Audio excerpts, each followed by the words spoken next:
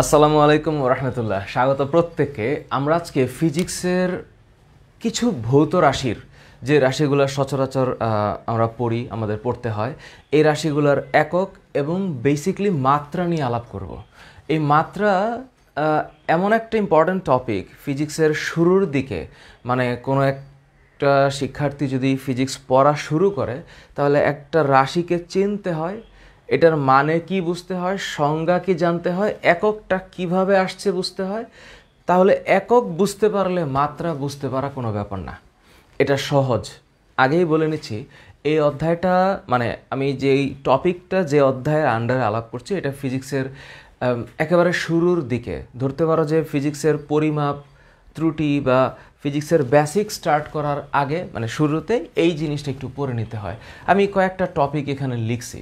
এই যে দৈর্ঘ্য, ভর, কাজ, ক্ষমতা, শক্তি, আপেক্ষিক তাপ, এই জিনিসগুলো কমন এসএসসি ফিজিক্সের বইও এইচএসসি ফিজিক্সের বইও উভয় ক্ষেত্রেই যেই রাশিগুলো নিয়ে আমাদেরকে চিন্তা করতে হয়। এইচএসসি ফিজিক্সের আরও অনেক রাশি এখানে বাদ আছে, এটা মূলত এসএসসিকে কেন্দ্র করে।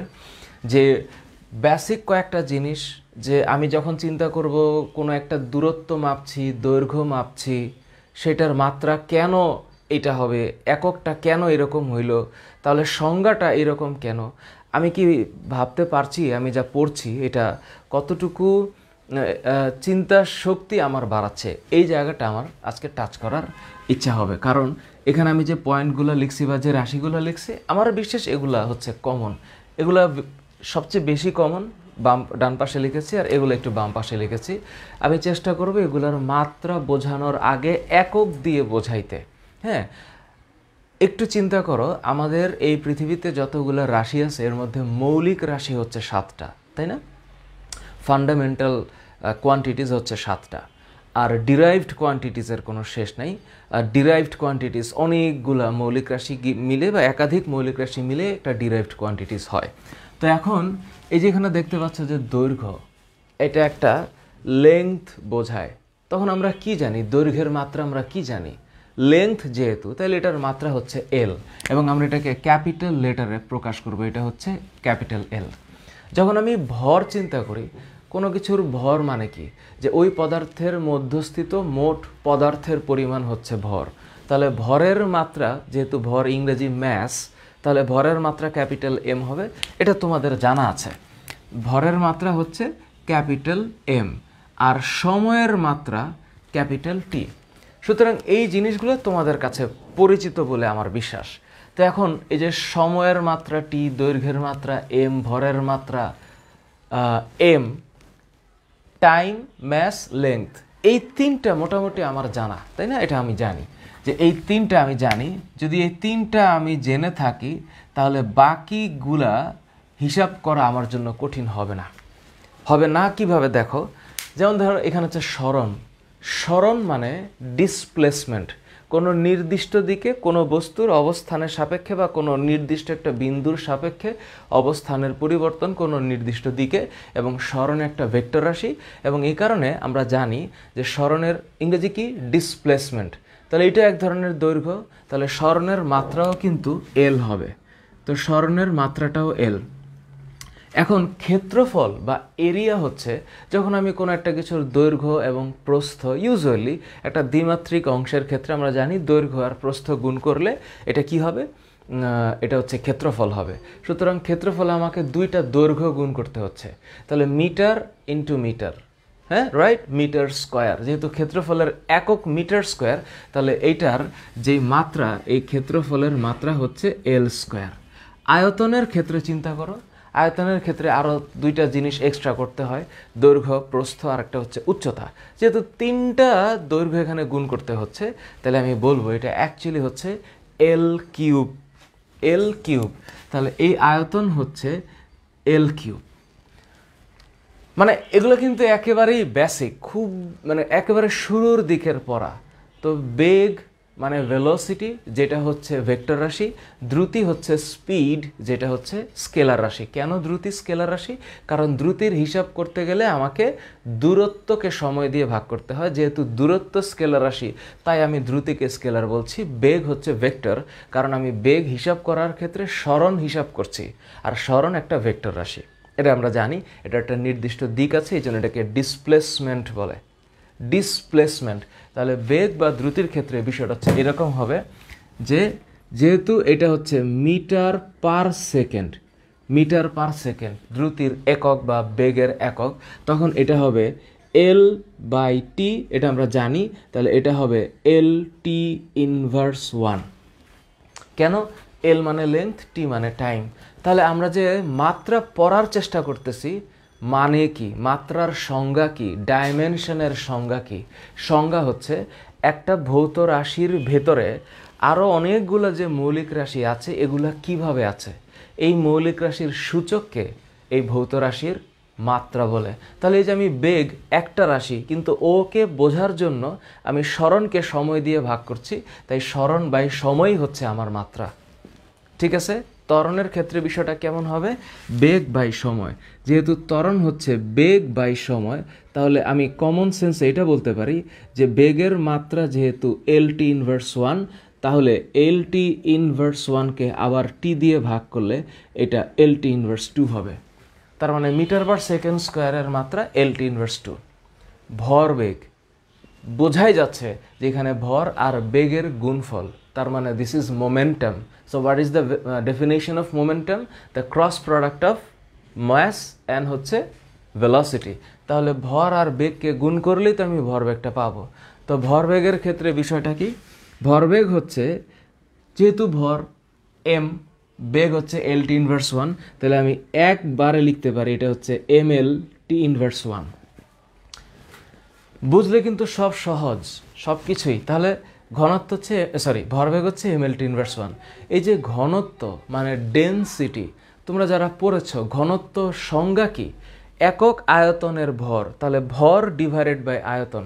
তাহলে আমি ভর যেহেতু জানি এম, আয়তন জানি এল কিউব, তাহলে ভর বাই আয়তন হবে এম এল কিউব, মানে M divided by L cube.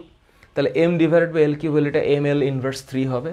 তাহলে ঘনত্বের মাত্রা হচ্ছে এম এল ইনভার্স 3। আমি জানি তোমরা এগুলো জানো, তাও আমি বলে দিচ্ছি কারণ এরপরে আমার এগুলোতে যাওয়া লাগবে। চাপের ক্ষেত্রে তুমি আসো, যখন চাপ চিন্তা করতেছো, চাপ, তো আমি জানি চাপ মানে হচ্ছে প্যাসকেল, চাপের একক হচ্ছে প্যাসকেল। সংজ্ঞায় আমরা কি বলি? সংজ্ঞায় আমরা বলি একক ক্ষেত্রফলের উপরে প্রযুক্ত লম্বভাবে প্রযুক্ত বল। তাহলে আমি এখানে দুইটা ভৌত রাশি পাচ্ছি, মানে একটা ভৌত রাশির মধ্যে দুইটা রাশি। সেটা কি কি? যে আমি নিচে চিন্তা করতেছি ক্ষেত্রফল এবং উপরে চিন্তা করতেছি বল। তাহলে আমি এইটা কিভাবে চিন্তা করব? তাহলে চাপের মাত্রা কি হবে? যেহেতু আমি জানি যে বলের মাত্রা একটু আগে আমি বের করেছি, না এখানে আছে, বল হিসাব করতে গেলে আমাকে মনে রাখতে হবে বল, একটু ওইটা শেষ করে নিই, যে বল আমি সংজ্ঞায় জানি যে ভরের সাথে ত্বরণ গুণ করলে আমি বল পাই। বলের স্বাভাবিক যে সংজ্ঞাটা নিউটনের দ্বিতীয় সূত্র থেকে আমরা পাই, প্রথম সূত্র থেকে আমরা কনসেপ্টটা পাই যে কোনো বস্তুকে যদি বাইরে থেকে বল প্রয়োগ করা না হয়, তাহলে স্থির বস্তু স্থির থাকে এবং গতিশীল বস্তু সুষম দ্রুতিতে চলতে থাকে। তাহলে এই যে সুষম দ্রুতি চলতে থাকার জন্য তার যে বাহ্যিক কারণ, সেটা হচ্ছে বল, এবং এই বল মানে হচ্ছে F equal to M A. তোমরা এটা পড়েছ, তোমরা এটা জানো যে বল এই F equal to M A হয়। তাহলে এই যে ভর আর এই যে ত্বরণ, এর গুণফলই হচ্ছে বলের মান।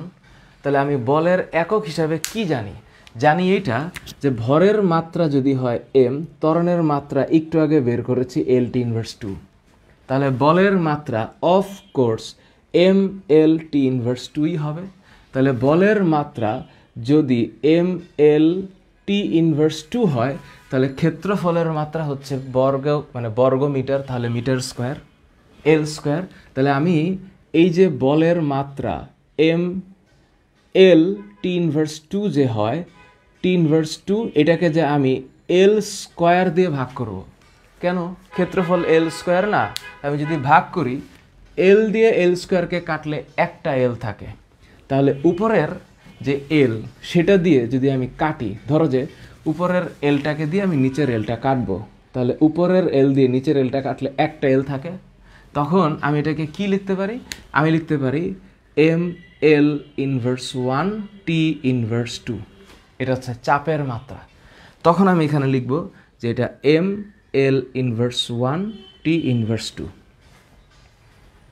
কেন? কারণ আমি জানি এই ভৌত রাশিটার মধ্যে এই বল বাই ক্ষেত্রফল মানে ভর ইন্টু ত্বরণের মাত্রা ডিভাইডেড বাই এল স্কয়ার করলে এটা আসবে, এটা চাপের মাত্রা। তাহলে চাপের সংজ্ঞা কি? কোনো একটা জায়গায় প্রতি একক ক্ষেত্রফলে লম্বভাবে যে পরিমাণ বল প্রযুক্ত হয়, সেটা বায়বীয় পদার্থ দ্বারা হইতে পারে, সেটা তরল পদার্থেরও হইতে পারে, চাপ। এতটুকু পারা যাবে? যাবে। সুতরাং এগুলা কঠিন কিছু না, আমার বিশ্বাস তোমাদের কাছে কোনোটাই কঠিন না। তাহলে চাপের মাত্রা হচ্ছে M L inverse 1 T inverse 2। Okay, এবার যদি আমি বলি দোলনকাল বা টাইম পিরিয়ড। দোলনকাল মনে আছে কোনো একটা কম্পমান বস্তু একটা পূর্ণ দোলন দিতে যে সময় লাগে, তাহলে দোলনকালের মধ্যেই তো সময় শব্দটা লুকায় আছে। তো দোলনকালে যেহেতু কনসেপ্টই হচ্ছে সময়, তাহলে এটাকে প্রকাশ করা হয় ক্যাপিটাল টি দিয়ে, একক কিন্তু সেকেন্ড, এবং এটার মাত্রাটাও হচ্ছে ক্যাপিটাল টি যেহেতু সময়, তাহলে দোলনকালের মাত্রা হচ্ছে অনলি টি।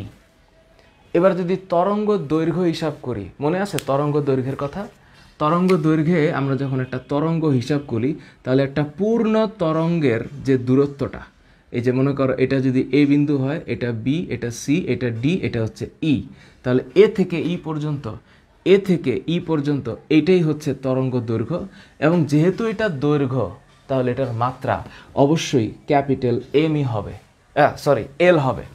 মাত্রা মানে এটা লেংথ এল হবে, তরঙ্গ দৈর্ঘ্যের মাত্রাটা এল হবে, ক্যাপিটাল এল। তাহলে তরঙ্গ দৈর্ঘ্য হচ্ছে ক্যাপিটাল এল। এখন আরেকটা কনসেপ্ট বাকি আছে না, কম্পাঙ্ক, ফ্রিকোয়েন্সি। তো কম্পাঙ্কের ক্ষেত্রে কি হয়? কম্পাঙ্ক হচ্ছে প্রতি সেকেন্ডে যতটা কম্পন সে দিতে পারে। তাহলে কম্পাঙ্কের ক্ষেত্রে আমরা যখন এটা হিসাব করি, F is equal two 1/t, তাহলে এই টি মানে দোলনকাল। দোলনকালের ইংরেজি টাইম পিরিয়ড, এটাকে প্রকাশ করা হয় ক্যাপিটাল টি দিয়ে, মাত্রাও ক্যাপিটাল টি। তাহলে এটার মাত্রাটাও হচ্ছে এরকম যে 1/t। এই টি মানে টাইম পিরিয়ড, আর এই টি মানে ডাইমেনশন অফ টাইম, তাহলে এটার মাত্রা হবে টাইম ইনভার্স 1। তাহলে কম্পাঙ্কের মাত্রা হচ্ছে টাইম ইনভার্স 1, টি ইনভার্স 1। এগুলো হচ্ছে একেবারেই বেসিক, খুব প্রাথমিকভাবে কোনো, ধরো যে ক্লাস 9-এর একটা স্টুডেন্ট শুরু করেছে মাত্রা পড়া, ফিজিক্স পড়া, তাহলে তার জন্য এটা লাগবে। এইটা জানা থাকলে এইগুলো জানা কোনো ব্যাপারই না, কোনো ব্যাপার না। তাহলে এই পর্যন্ত আমি যতটুকু বলেছি এই সময়টুকুতে, এগুলা আমার বিশ্বাস কঠিন হওয়ার কোনো অপশনই নাই, সুযোগ নাই।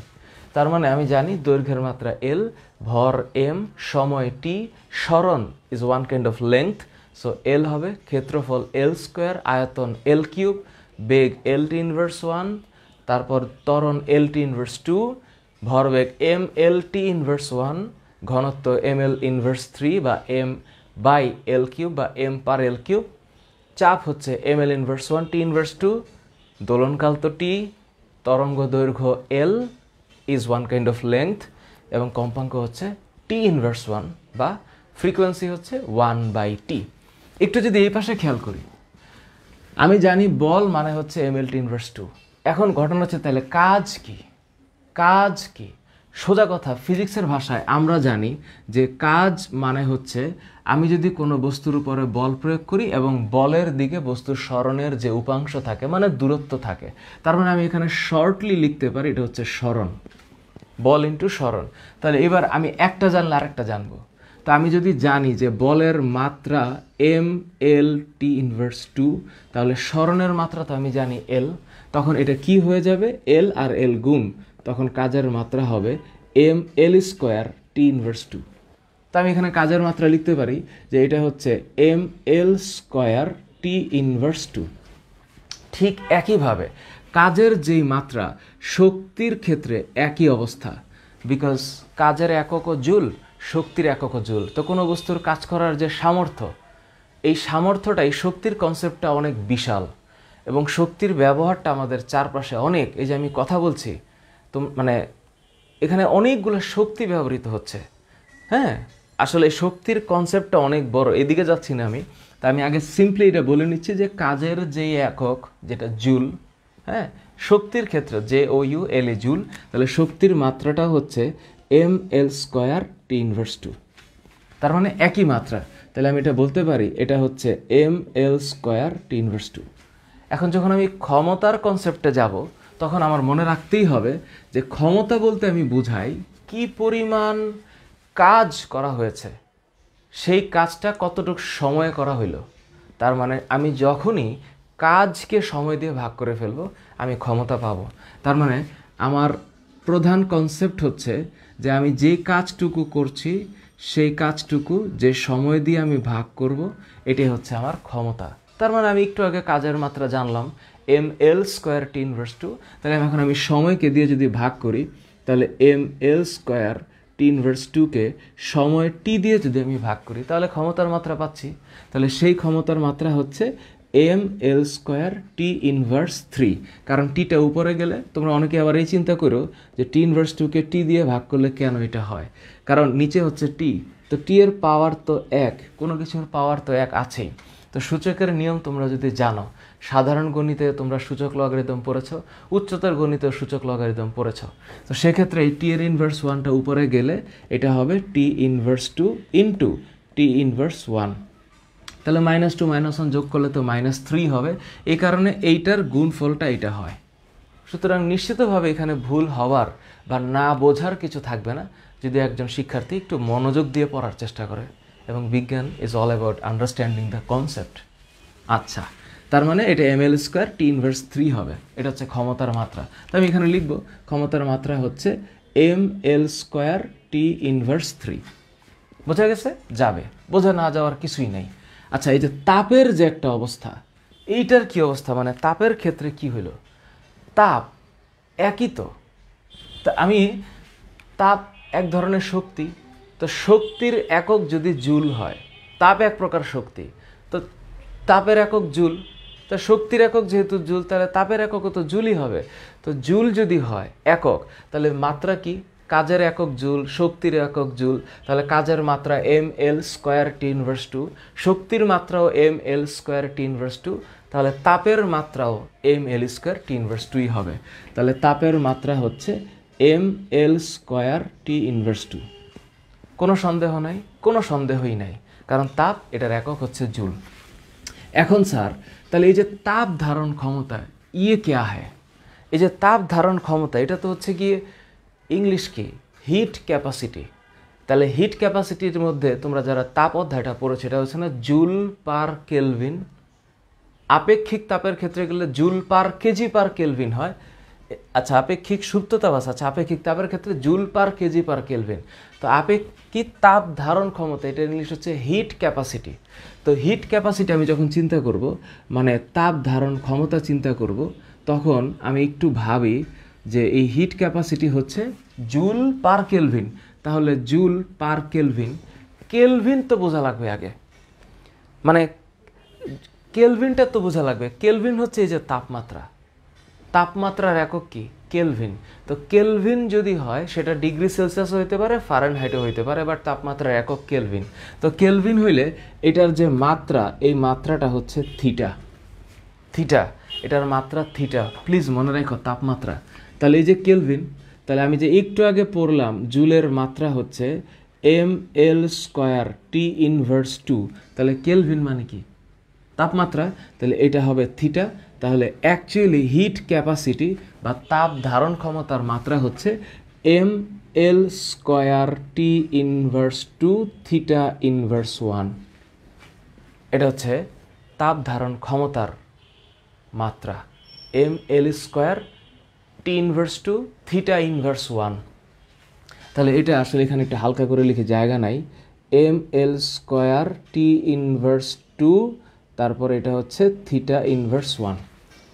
তাপ ধারণ ক্ষমতা হিট ক্যাপাসিটি, তাহলে তাপ ধারণ ক্ষমতা হিট ক্যাপাসিটির মাত্রা mL² T inverse 2 theta inverse 1। এখন আপেক্ষিক সুপ্ত তাপ যেটা আমরা পড়েছি মনে আছে? সুপ্ত তাপ কি? যেই তাপটা কোনো বস্তুর অবস্থা পরিবর্তনের জন্য তাপমাত্রা ঠিক রেখে অবস্থা পরিবর্তন করায়। যেমন বরফ গলনের আপেক্ষিক সুপ্ত তাপ তোমরা পড়েছ, জুল পার কেজি, অর্থাৎ 1 কেজি বরফকে গলিয়ে 1 কেজি পানিতে পরিণত করতে যে তাপ লাগে। তাহলে আমি যখন আপেক্ষিক সুপ্ত তাপের কথা চিন্তা করব, মানে লেটেন্ট হিট চিন্তা করব, সুপ্ত তাপ, তখন আমার মনে একটা জিনিস থাকবে, সেটা হচ্ছে এটা জুল, আগেরটা ছিল কেলভিন, এটা হচ্ছে জুল পার কেজি। কেন কেজি? কারণ আমি জানি 1 কেজি পানির তাপমাত্রা, মানে 1 কেজি পানিকে সম্পূর্ণভাবে 1 কেজির বাষ্পে পরিণত করতে ফুটন্ত পানি তাপমাত্রা উভয় ক্ষেত্রেই 100 ডিগ্রি সেলসিয়াস। এই ফুটন্ত পানির তাপমাত্রা পরিবর্তন না করে অবস্থা পরিবর্তন করে ফেলতে যে তাপ লাগে সেটা হচ্ছে পানির বাষ্পীভবনের আপেক্ষিক সুপ্ত তাপ। তা আপেক্ষিক সুপ্ত বলতে আমি লেটেন্ট বুঝছি। তার মানে এই যে লেটেন্ট হিট, এই লেটেন্ট হিটে এই যে জুল, তাহলে একটু আগে আমি জুলের মাত্রা কি, এই যে কাজ, শক্তি, তাপ সবার মাত্রাই তো এক। তার মানে এটা হচ্ছে ml² T ইনভার্স টু এই যে ভর কেজি, এটার মাত্রা হচ্ছে m। তখন কি হবে বিষয়টা? তখন এই mm কাটা, এই m আর m কাটা, তাহলে সুপ্ত তাপের যে মাত্রা এটা হচ্ছে L² T inverse two, L² T inverse two সুপ্ত তাপ। তাহলে এটার মাত্রা হচ্ছে L² T ইনভার্স টু। কঠিন? কোনো কঠিন কিছু নেই, কঠিন বলতে কিছু নেই। এই তো এখন যদি আপেক্ষিক তাপ চিন্তা করতাম, 1 কেজি ভরের কোনো বস্তুর তাপমাত্রা 1 কেলভিন বৃদ্ধি করতে যে পরিমাণ তাপের প্রয়োজন হয়, তো সেটা হচ্ছে আপেক্ষিক তাপ, স্পেসিফিক হিট। সেটা আবার স্পেসিফিক থাকে, যেমন পানির ক্ষেত্রে 4200, বরফের ক্ষেত্রে 2100, মানুষের দেহের ক্ষেত্রে 3470, অ্যালুমিনিয়ামের ক্ষেত্রে 900, তামার ক্ষেত্রে 460। তোমরা এগুলো পড়ছো, পারদের 130 joule per KG per kelvin. তাহলে এই যে আপেক্ষিক তাপ, এটা আমি লিখতে ভুলে গেছি, আসলে লিখছি নাকি না, আচ্ছা, আপেক্ষিক তাপ এইটা আমি যখন হিসাব করি, that is specific heat, specific heat আমি যদি চিন্তা করি, তাহলে এটা হচ্ছে joule per KG per kelvin. তাহলে তুমি এটাকে একটু চিন্তা করো, কি হবে? জুল মানে কি, ml² T inverse two into এই যে কেজি মানে m ইনভার্স 1, আর এই যে কেলভিন পার কেলভিন, তার মানে হচ্ছে পার থিটা, পার থিটা। তার মানে এখন হিসাবটা কি হচ্ছে, এই m আর m ইনভার্স কাটা, তাহলে বাকি কি থাকতেছে? আপেক্ষিক তাপের মাত্রা L² T inverse two theta inverse 1, এটা হচ্ছে আপেক্ষিক তাপের মাত্রা। তার মানে আমি এখানে একটু লিখে দিই, তাহলে এই হচ্ছে আপেক্ষিক তাপ বা হচ্ছে স্পেসিফিক হিট, সেটা হবে L² T inverse two theta inverse 1, L² T inverse two theta inverse 1। এই তো ব্যাখ্যা। Nothing is critical in this case of finding the dimension. আমি যদি এককটা বুঝি, তাহলে মাত্রা বোঝা আমার কাছে কোনো ব্যাপার না। আর একক বুঝতে গেলে সংজ্ঞা বোঝা যাবে, সংজ্ঞা বুঝলে একক বোঝা যাবে, একক বুঝলে সংজ্ঞা পারা যাবে, আর সংজ্ঞা বুঝলে আমি কনসেপ্টটাও বুঝবো। এই হচ্ছে ফিজিক্সের মজাটা। এখন স্যার তাপ পরিবাহকত্বের ক্ষেত্রে, তাপ পরিবাহকত্ব এটাকে ইংলিশে বলা হয় থার্মাল কন্ডাক্টিভিটি। যখন আমি তাপ পরিবাহকত্ব চিন্তা করছি, পরিবাহকত্ব চিন্তা করছি, এটার মাত্রা হচ্ছে, সরি, একক হচ্ছে watt per metre per kelvin. Watt এটা হচ্ছে ক্ষমতার একক, ক্ষমতা মানেই হচ্ছে কাজ বাই সময়। তাহলে ওয়াট এটা হচ্ছে ক্ষমতা, তাহলে ওয়াট মানে হচ্ছে কাজ বাই সময়, মানে জুল পার সেকেন্ড। তাহলে ওয়াট মানে হচ্ছে জুল পার সেকেন্ড। তাহলে আমি এটাকে একটু ভাঙতে পারি, এই ওয়াটকে আমি ভাঙতে পারি joule per second per metre per kelvin, joule per second per metre per kelvin. এবার তুমি মাত্রা হিসাব করো, মাত্রা জুলের মাত্রা কি, ml² T ইনভার্স টু, হ্যাঁ, পার সেকেন্ড। তার মানে হচ্ছে পার সেকেন্ড বলতে আমি বুঝাচ্ছি, তাহলে সেকেন্ড, সেকেন্ডের বদলে পার সেকেন্ড মানে টাইম, মিটারের বদলে এল, কে এর বদলে থিটা। এটা নিচে নিয়ে আসবো, কারণ প্রত্যেকটার ইনভার্স আছে। এখন তুমি হিসাব করো কি হবে, আমি কি কি কাটতে পারি। আমি এখানে কাটতে পারি এই টি দিয়ে t-2 গেলে t ইনভার্স 3 হয়, আর এল দিয়ে এল স্কোয়ারকে কাটলে এখানে হবে এল। তাহলে আলটিমেটলি আমার থিটাটা উপরে যাচ্ছে আর টিটাও উপরে যাচ্ছে। তাহলে থিটা উপরে গেলে কি হবে, থিটা ইনভার্স 1, টি উপরে গেলে টি ইনভার্স 1। এখন আমি ভাববো টোটাল মাত্রা তাহলে কি আসলো। এই মাত্রাটা আসবে এরকম যে এম থাকলে এই যে এল স্কোয়ার দিয়ে এলকে কাটছি, L T inverse 3 theta inverse 1, M L square M L actually T inverse 3 theta inverse 1। এটাই হচ্ছে তাপ পরিবাহকত্বের মাত্রা। তাহলে মাত্রা কি হবে, এই যে পরিবাহকত্ব এম এল, যেহেতু কাজের মাত্রা তো M L square T inverse 2 মানে জুল যেটা, তাহলে joule per second watt per metre, তো মিটার মানেই তো দৈর্ঘ্য। তাহলে এটা কি হবে, M L T inverse 3 theta inverse 1, theta inverse 1। এটা হচ্ছে তাপ পরিবাহকত্বের মাত্রা। কঠিন নাকি? না, কঠিন কোনো কিছুই না, সোজা, এটা বুঝলাম। এখন তাহলে স্যার পরেরটার হিসাব কি? পরেরটার হিসাব হচ্ছে যে তাপমাত্রা, ওটা তো আমি লিখছি। তাপমাত্রা মানে হচ্ছে কি থিটা, তাপমাত্রা যেটা হচ্ছে কেলভিন, এটার মাত্রা একক হচ্ছে কেলভিন, তো এটার মাত্রা হচ্ছে থিটা।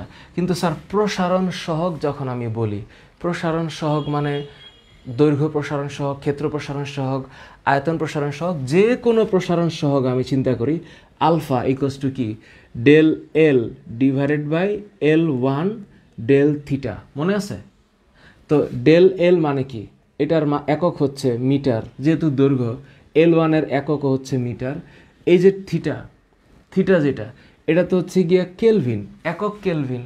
তাহলে মিটার মিটার কাটলে থাকে কেলভিন। তাহলে আলফা বা যে কোনো প্রসারণ সহগের একক হচ্ছে কেলভিন ইনভার্স 1।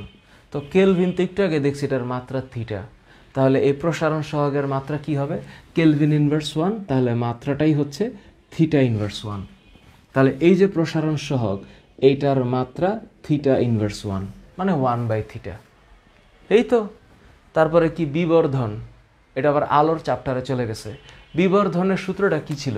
বিবর্ধন মানে হচ্ছে M is equal to length of image by length of object. এটাই তো, এটাই তো সূত্র। এবং অবশ্যই বিবর্ধনের সূত্র হচ্ছে minus V by U. But এই সূত্রটা আমরা কখন ব্যবহার করি, মিরর ইকুয়েশনের ক্ষেত্রে, বা যখন আমরা কোনো একটা আয়না বা লেন্সের ক্ষেত্রে, যখন কোনো বস্তুর দূরত্ব এবং বিম্বের দূরত্ব দেওয়া থাকবে কোত্থেকে, আলোক কেন্দ্র বা মেরু থেকে। তো এই এল আই যেহেতু এটা দৈর্ঘ্য এবং এইটাও দৈর্ঘ্য, সুতরাং বিবর্ধনের কোনো একক যেহেতু নাই, মজার ব্যাপার হচ্ছে বিবর্ধনের কোনো মাত্রাও নাই। এই কারণে এটা হচ্ছে মাত্রাহীন। বিবর্ধনের কোনো মাত্রা নাই, কারণ কোনো একক নাই। একক নাই মানে মাত্রা নাই। বোঝা গেছে ব্যাপারটা? সোজা, একক নাই মানেই হচ্ছে মাত্রা নাই। এখন চিন্তা হচ্ছে তাহলে স্যার এই যে তড়িৎ প্রবাহ আই, এই তড়িৎ প্রবাহের বিষয়টা কেমন? এই তড়িৎ প্রবাহের ক্ষেত্রে একটু মাথায় রাখতে হবে যে এটার আমরা জানি এটার মানে এটা হচ্ছে অ্যাম্পিয়ার। সো এইটা অ্যাম্পিয়ার যেহেতু প্রকাশ করা হয় আই দিয়ে, এবং মজার ব্যাপার হচ্ছে এটার মাত্রাটাও আই। অ্যাম্পিয়ার এটার মাত্রা আই, তড়িৎ প্রবাহের মাত্রা হচ্ছে আই। তাহলে আধান এটার মাত্রা কি? আধান হচ্ছে আমরা সূত্রে জানি I equal to Q divided by T. তো তড়িৎ প্রবাহের সঙ্গে হচ্ছে যে পরিমাণ আধান প্রবাহিত হবে একক সময়ে, তাহলে আমি জানি কিউ মানে হচ্ছে আই ইনটু টি। তাহলে আই এর মাত্রা হচ্ছে আই যেটা তড়িৎ প্রবাহ, এটার একক অ্যাম্পিয়ার। তো অ্যাম্পিয়ারের মাত্রাটাও হচ্ছে আই। সময় যেহেতু গুণ আকারে আছে, তো সময়ের মাত্রা ক্যাপিটাল টি। এই কারণে আধান এটার মাত্রা হবে আই ইনটু টি, আইটি। আধানের মাত্রা আইটি। আধানের মাত্রা কি? আইটি। মাথায় রাখো, আধানের মাত্রা হচ্ছে আইটি। এখন যদি প্রশ্ন হয় তাহলে দীপন ক্ষমতা যেটা, দীপন ক্ষমতা এইটার মাত্রাটা কি? একটু হিসাব করতে হবে আমাদেরকে, যে দীপন ক্ষমতার মাত্রা হিসাব করতে গেলে আমাদেরকে চিন্তা করতে হচ্ছে যে ভাবি যে দীপন ক্ষমতা, সরি আমি একটু মোবাইলটাকে ঠিক করলাম, দীপন ক্ষমতা, এই যে ক্ষমতা যখন শব্দটা এখানে বলে দিবে দীপন ক্ষমতা, এটা হচ্ছে ক্যান্ডেলা হবে না? তো এখন দীপন ক্ষমতার ক্ষেত্রে এটার একক যে ক্যান্ডেলা, ক্ষমতা ক্যান্ডেলা সিডি, এটা একটু মনে রাখতে হবে, এটার মাত্রাটা হচ্ছে যে, দীপন ক্ষমতার মাত্রা হচ্ছে যে। আচ্ছা, এটা একটু মুখস্থ রাখতে হবে, দীপন ক্ষমতার মাত্রা যে, কারণ ক্যান্ডেলা কি পরিমাণ আলো প্রবাহিত হচ্ছে, এই ক্ষমতা, এটাকে ইংলিশে বলা হয় লুমিনাস ইন্টেন্সিটি, ক্যান্ডেলা। আচ্ছা, ক্যান্ডেলা হচ্ছে। এবার যদি আলোক ফ্লাক্সকের কথা চিন্তা করি, অনেক ক্ষেত্রে আলোক ফ্লাক্সকে বা লুমিনাস ফ্লাক্সকে ক্ষমতার সাথে তুলনা করা হয়েছে, ক্ষমতা। এই জন্য অনেক ক্ষেত্রে আলোক ফ্লাক্স বা লুমিনাস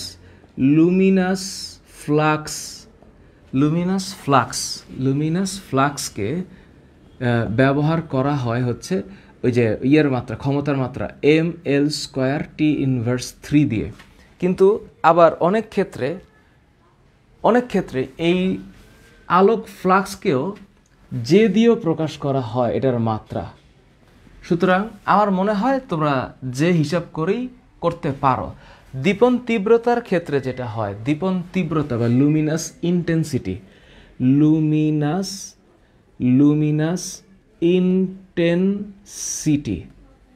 এই লুমিনাস ইন্টেন্সিটিটা হচ্ছে তীব্রতা, এটা হচ্ছে এই লুমিনাস ইন্টেন্সিটি বা তীব্রতা, এই তীব্রতার একক হচ্ছে লাক্স, এবং লাক্সকে প্রকাশ করা হয় এলএক্স, যেটার মানেই হচ্ছে লুমেন পার মিটার স্কোয়ার।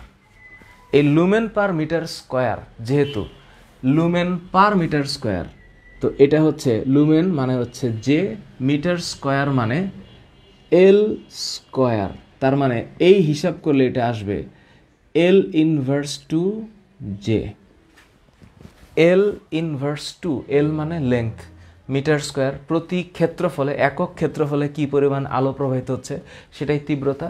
তাহলে এই দীপন তীব্রতা হবে হচ্ছে, দীপন তীব্রতার একক হচ্ছে L⁻²J। ওকে, ডান। লেন্সের যে ক্ষমতা P = 1/f, f মানে হচ্ছে ফোকাস দূরত্ব। তো যদি বলি আমি P = 1/f, f মানে দূরত্ব, তার মানে এটা একটা লেংথ, তার মানে এটার একক হচ্ছে 1/l, তার মানে L⁻1। লেন্সের ক্ষমতার একক কি? L⁻1। Please remember L⁻1।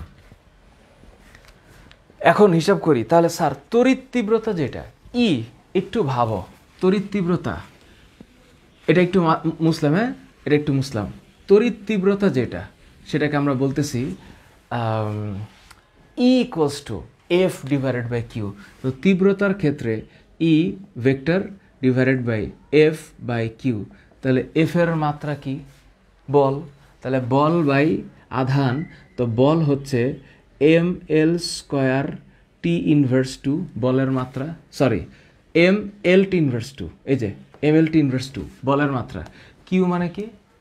আধান, আধানের মাত্রা একটু আগে বের করলাম IT।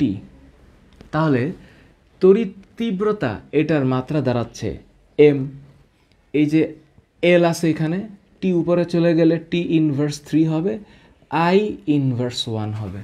এটা হচ্ছে তড়িৎ তীব্রতার মাত্রা mL⁻T⁻³ I⁻1।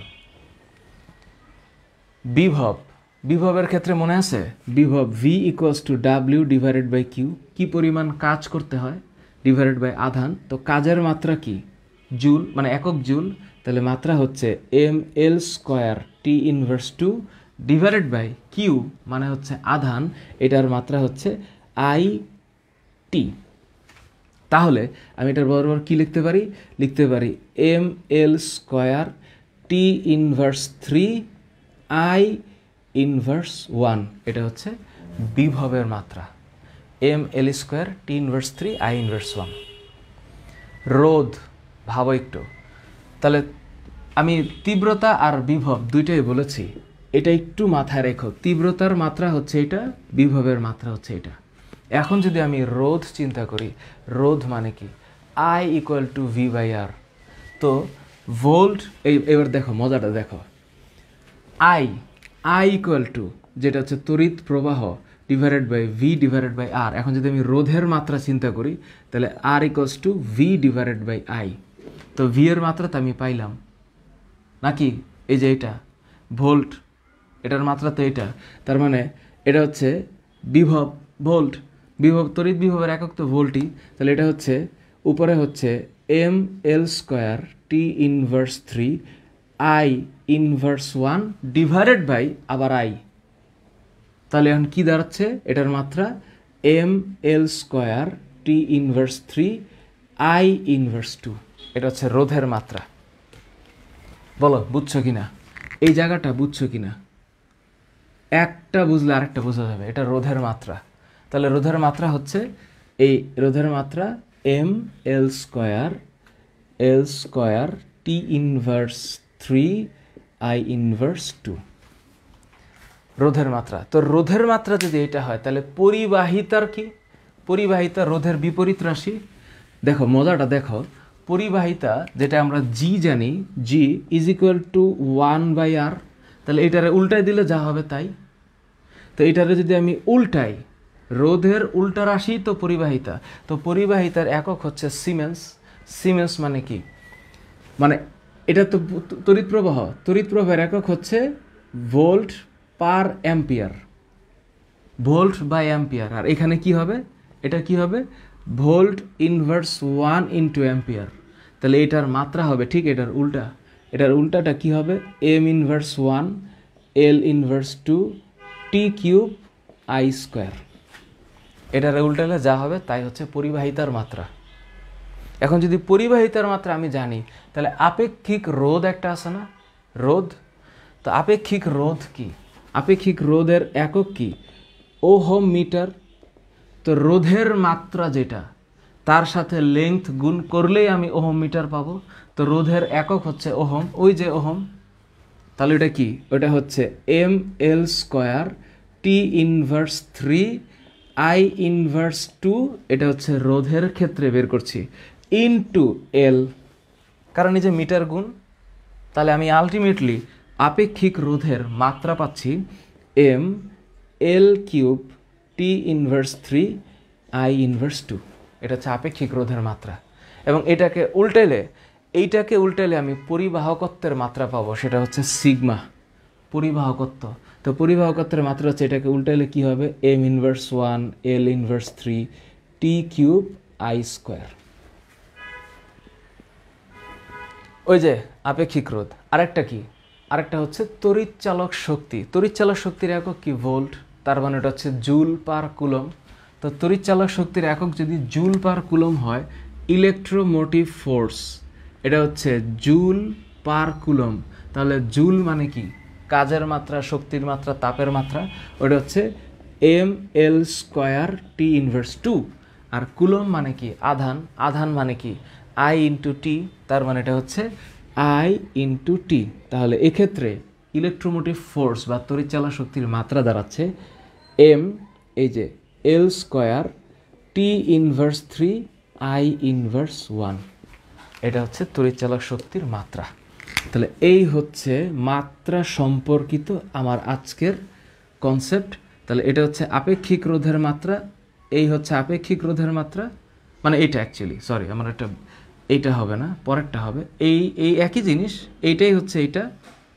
তো এটা হচ্ছে আপেক্ষিক রোধের মাত্রা, এটা হচ্ছে পরিবাহকত্বের মাত্রা, হ্যাঁ পরিবাহকত্ব বা সিগমা। রোধের মাত্রা এইটা, আই মানে হচ্ছে volt by ampere. Volt definitely হচ্ছে এই যে আমরা একটু আগে বের করেছিলাম, ওই যে তড়িৎ বিভব মানে কাজ বাই আধান। তো কাজের মাত্রাকে আধানের মাত্রা দিয়ে ভাগ করলে আমি ভোল্ট পাবো, মানে এটা পাবো। সো এই হচ্ছে ইন টোটাল আমার আজকের এই তোমার মাত্রা সম্পর্কিত একটু আলোচনা। আমি চেষ্টা করেছি তোমাদেরকে একটু শর্টলি এক্সপ্লেন করার এবং ব্যাখ্যাটা দিয়ে বোঝানোর। তোমরা একটু দেখে বুঝে আমাকে জানাইও তোমরা কতটুকু বুঝছো, এবং কোনো প্রশ্ন থাকলে আমাকে জানাইবা। এই হচ্ছে বিষয়। আমি চাই তোমরা এই মাত্রা নিয়ে 1 ঘন্টা পড়াশোনা করবা, 1 ঘন্টা। Just right, try to understand the concept, write the unit and find the dimension. তোমাকে আর আটকানোর মতন কিছু হবে না। পড়ালেখাটা তো একটা সামগ্রিক বিষয়। একটা জিনিস ভালো মতো বুঝলে আরেকটা বোঝা যাবে, এইটা বুঝলে আরেকটা বোঝা যাবে, এবং পুরা জ্ঞানের সমুদ্রে আমরা যখন বুঝে যাব যে আমি আমার সীমানাটা বুঝতে পারছি, তখন আনন্দ লাগবে। সো এই হচ্ছে সিম্পল একটা এক্সপ্লেনেশন। সো আজকের মতো বিদায় নিচ্ছি, পরের ক্লাসে তোমাদের সাথে দেখা হবে। ভালো থাকো, সুস্থ থাকো, আল্লাহ হাফেজ, অনেক অনেক শুভকামনা।